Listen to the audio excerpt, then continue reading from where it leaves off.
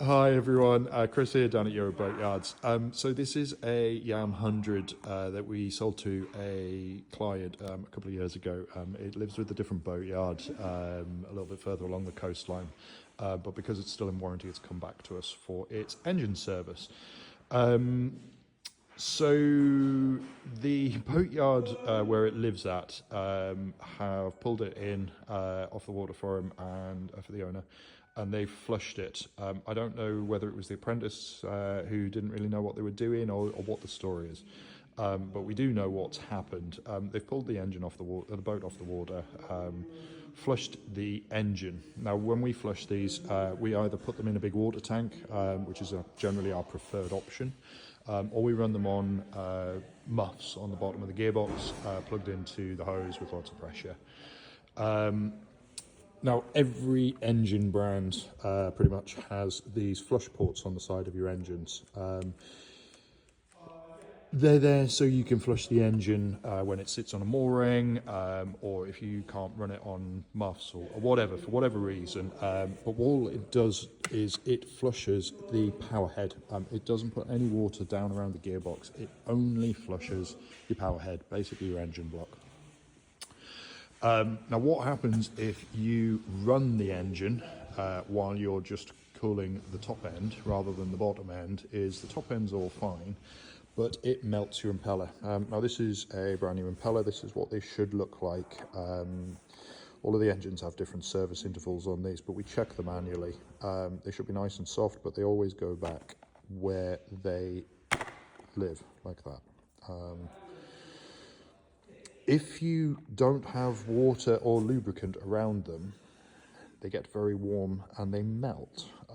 This is not how an impeller is supposed to look, obviously. I'm amazed it's not done more damage to this. Very impressed with it as a whole, how it stood up, but it's obviously not going to do its job anymore. So this has obviously got very, very warm. It's melted and burnt itself into a new shape. It lives inside this stainless steel cup. This stainless steel cup's got very, very hot. All of the melted rubber you can see around the outside here. I'll give you a general engineering lesson. Your impeller spins around in that cup. There's a little gap there at the top, and it forces water in through that gap at pressure, and it goes up that pipe and it cools your power head. When it can't do that, what it does is it's put all of that melted rubber, all of the other bits and pieces that it can get hold of, and it's forced it all up there. It's obviously got so hot that it's deformed that stainless steel cup, and it's also melted this housing, so it's got very warm. This is really just a warning. We know what's happened here, but it's more of a warning to owners. If your boatyard doesn't know what they're doing, find a different boatyard, or ask them not to do anything. That's probably the best option. If you don't know what you're doing, go and find a boatyard that does know and ask them, talk to them, find an engineer, or don't touch it, just take it to an engineer to service and winterize. There's loads of videos on this on YouTube on how to do it. We'll talk to you when we do the handovers. We'll tell you how to do it. Any good boatyard that's doing a handover should be showing you this as well, as far as I'm concerned. There's not really an excuse for it.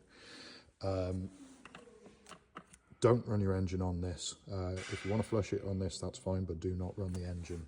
Otherwise, you get this. If you want it done properly, give us a call. We can look after your boat properly. We'll meet its service needs and not give you these big bills. Have a good Friday.